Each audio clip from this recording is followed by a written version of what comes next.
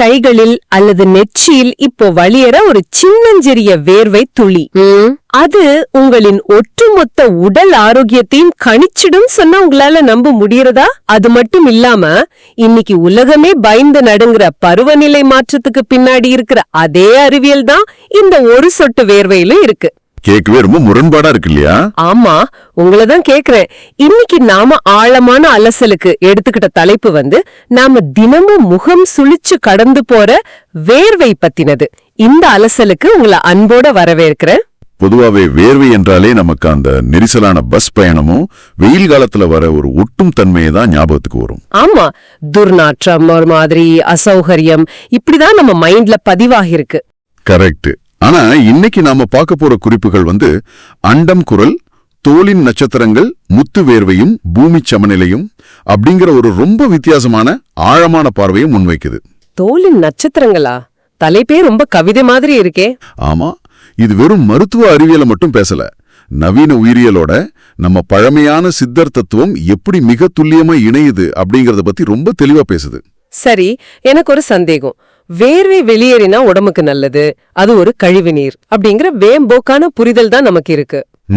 ஆனா இந்த நோட்ஸ்ல என்ன சொல்றாங்கன்னா, தோல்ல இருக்கிற நுண்துளைகள் வெறும் ஓட்டைகள் கிடையாது, அவை உயிருள்ள ஆற்றல் வாசல்கள் அப்படின்னு சொல்றாங்க. இதை எப்படி புரிஞ்சுக்கிறது? ஒரு மனிதனோட நுண்துளைகள் ஆரோக்கியமா இருக்கா, அவனோட உடல் சீரா இயங்குதா அப்படிங்கறத அந்த வேர்வையோட வடிவத்தை வச்சே நம்ம சொல்லிடலாம். வேர்வையோட வடிவமா? வேர்வைக்கு என்ன வடிவம் இருக்கு? தண்ணி மாதிரி தானே இருக்கும். அங்கதான் விஷயமே இருக்கு. ஒரு முழுமையான ஆரோக்கியமான உடம்புல வேர்வை தண்ணி மாதிரி சொட்ட சொட்ட வழியாது.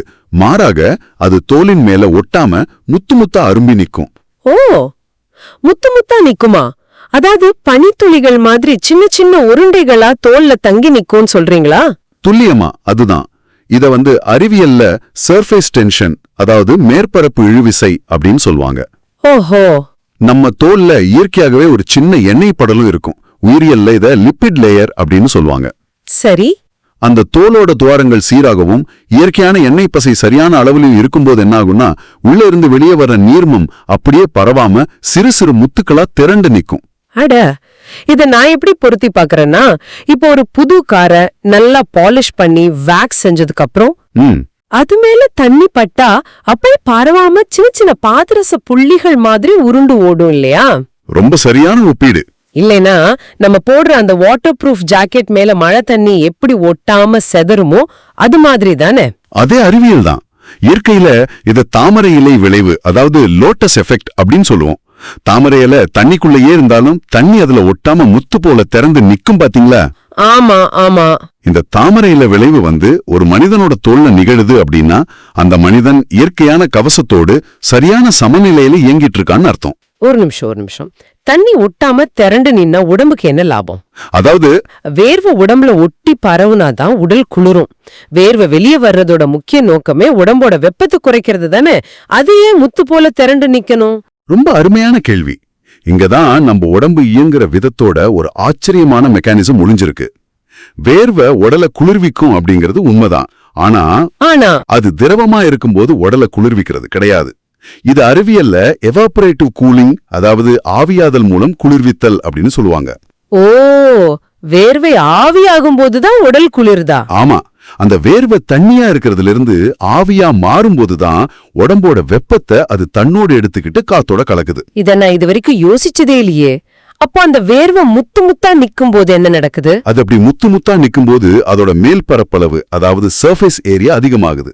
அதனால அது தோலின் மேலேயே அதிக நேரம் தங்கி ரொம்ப மெதுவா காத்தோட கலந்து ஆவியாகும். புரிஞ்சிடுச்சு. அப்படி ஆவியாகும் போதுதான் தோலுக்கு அடியில இருக்கிற ரத்த நாளங்கள்ல உள்ள வெப்பத்தை அந்த நீர் துளி உறிஞ்சி எடுத்துக்குது.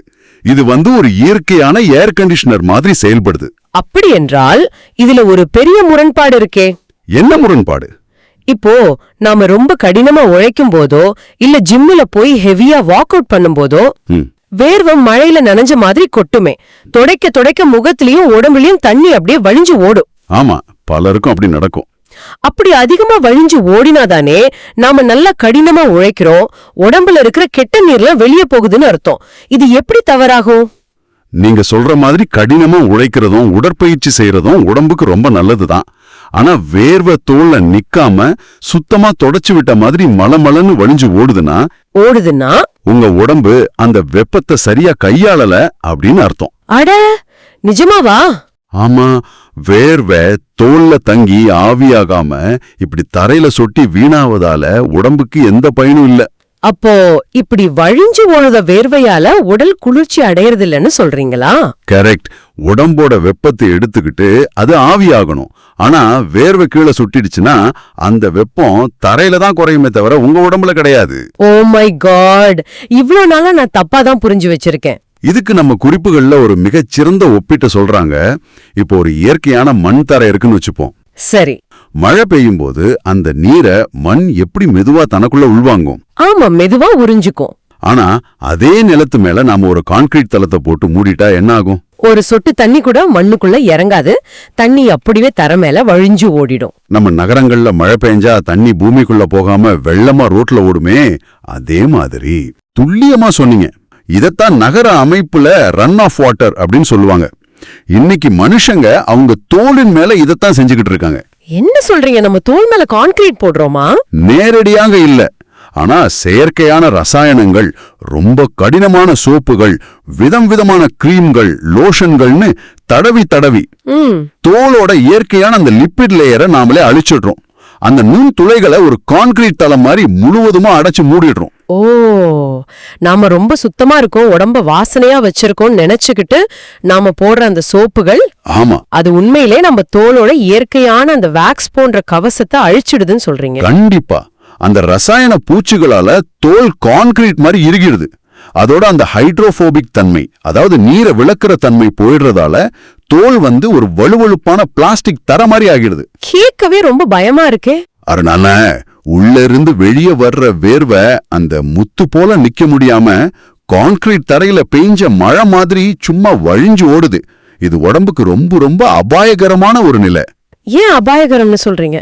ஏன்னா உடல் தன்னைத்தானே குளிர்விக்க முடியாம ரொம்ப திணறுது.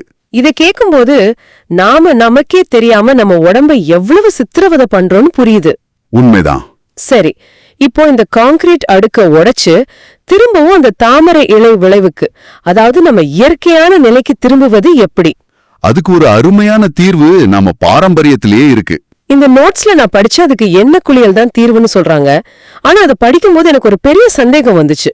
என்ன சந்தேகம்? சொல்லுங்க. நீங்க ஏற்கனவே நம்ம தோலோட துவாரங்கள் எல்லாம் அடைபட்டிருக்குன்னு சொல்றீங்க. ஆமா.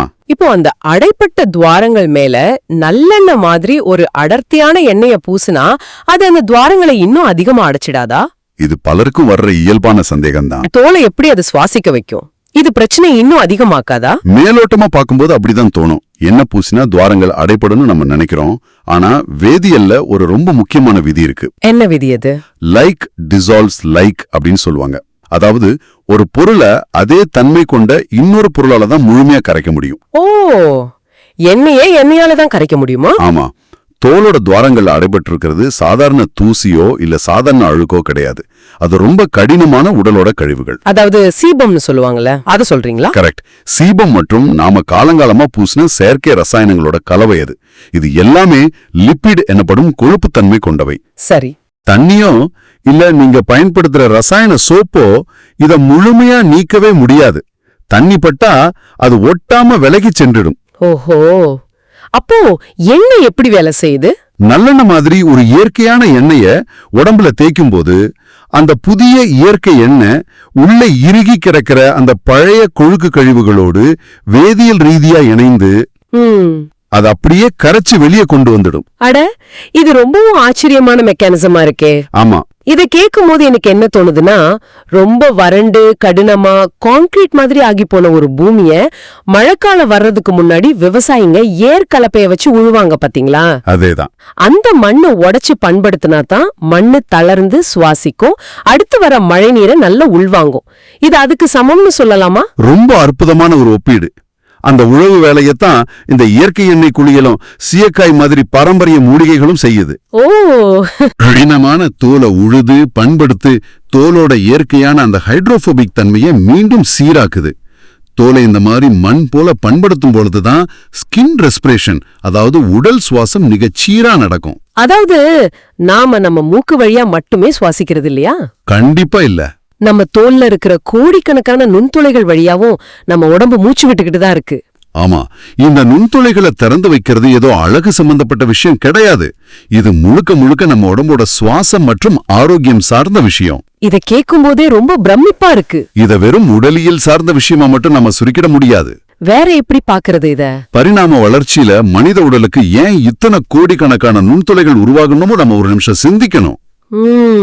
இப்போ உடம்போட வெப்பத்தை வெளியேற்றணும்னா பெரிய தொழிற்சாலைகள்ல இல்ல வாகனங்கள்ல இருக்கிற மாதிரி ஒரு 2-3 பெரிய துளைகளை ஒரு எக்ஸாஸ்ட் மாதிரி இயற்கை நமக்கு வச்சிருக்கலாமே. நிஜமா ஒரு நல்ல கேள்வி இது. ஏன் இவ்வளவு சிறிய கண்ணுக்கே தெரியாத கோடிக்கணக்கான துவாரங்கள்? எக்ஸாஸ்ட் ஃபேனாட்டும் 2 ஓட்டை இருந்தா வேலை முடிஞ்சிருக்கும். கரெக்ட். எதுக்காக தோல் முழுவதும் இத்தனை கோடிக்கணக்கான துவாரங்கள்? இத படிக்கும் போது எனக்கு ஒரு காட்சி ஞாபகத்துக்கு வந்துச்சு. சொல்லுங்க. இரவு நேரத்துல எந்த விதமான செயற்கை வெளிச்சமும் இல்லாத ஒரு அமைதியான இடத்துல நின்னு அப்படியே வானத்தை பார்க்கும்போது இருண்ட வானம் முழுக்க நாம எண்ண முடியாத அளவுக்கு நட்சத்திரங்கள் மினிக்கிட்டு தெரிவதை பார்ப்போம் இல்லையா? ரொம்ப அழகான காட்சி அது. அது போல நம்ம உடம்புலயும் ஒரு பெரிய பிரபஞ்ச வரைபடம் இருக்கா என்ன? சரியா சொன்னீங்க. இந்த இடத்துலதான் மருத்துவ அறிவியலும் நம்மளோட பழங்கால சித்தர் தத்துவமும் ஒரே நேர்கோட்டுல பயணிக்கிறத நம்ம பார்க்க முடியும். ஓ, சித்த பிலாசபி. ஆமா, 10,000 வருஷங்களுக்கு முன்னாடியே எந்த மைக்ரோஸ்கோப்பும் இல்லாத ஒரு காலகட்டத்துல திருமூலர் தன்னோட பாடல்ல இந்த தோலோட நுட்பத்தை ரொம்ப அழகா பதிவு செஞ்சிருக்காரு. என்ன சொல்லிருக்கார்? குறிப்பிடுறார்.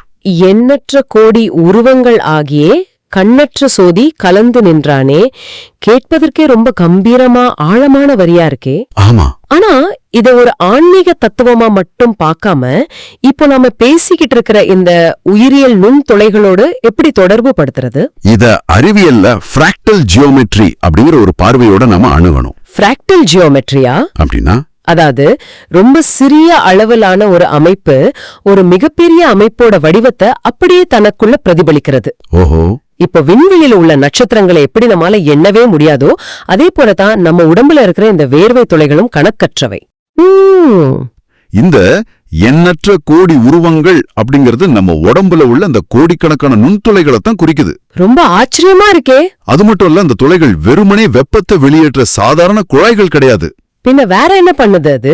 பிரபஞ்சத்துல பரவி நிற்கிற அந்த மாபெரும் பேராற்றல் இருக்கு பாத்தீங்களா, அதத்தான் கண்ணற்ற சோதி அப்படின்னு திருமூலர் சொல்றார். ஓ, அந்த பேராற்றல் இந்த சீரான துவாரங்கள் வழியாகவே நம்ம உடம்போடு ஒரு எனர்ஜி எக்ஸ்சேஞ்ச், அதாவது ஒரு ஆற்றல் பரிமாற்றத்தை செய்யுது. ஓ, அப்படி என்றால் நம்ம தோல் அப்படிங்கிறது உடம்ப மூடி வச்சிருக்கிற ஏதோ ஒரு சாதாரண உரை கிடையாது. கிடையவே கிடையாது.